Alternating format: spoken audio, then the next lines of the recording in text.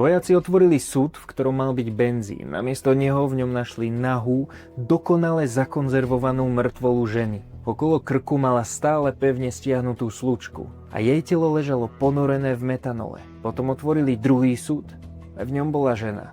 Potom ďalší a ďalší a ďalší. Na pozemku nenápadného klampiara Bélu Kisha ich nakoniec napočítali až 24.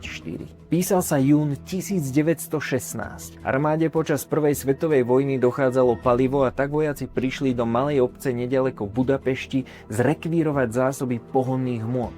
Miestnych poslali k opustenému domu muža, o ktorom všetci vedeli, že má na dvore veľké kovové súdy. Béla Kiš pritom medzi susedmi pôsobil ako šikovný, pracovitý, mimoriadne šarmantný človek. Organizoval rôzne diskusné večery a ženy v okolí ho milovali. Keď zmizla jeho partnerka, tvrdil, že utiekla s milencom do cudziny. Všetci ho za to ľutovali. Neskôr začal do novín uverejňovať zoznamovacie inzeráty.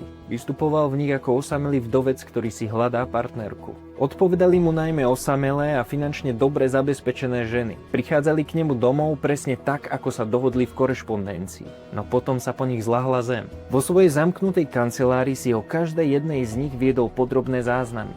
Lenže keď vojaci objavili súdy, Béla už dávno odcestoval na front. A keď sa ho pokúsili lokalizovať, zistili, že podľa úradných záznamov podľahol. Detektívy však neskôr zistili, že je vysoko pravdepodobné, že si v chaose boja vymenil svoje doklady s padlým vojakom a pod novou identitou proste zmizol. Prečo Béla Kiš vraždil? Prečo tela obetí konzervoval? Kam zmizol? Pokračoval vo vraždení aj tam.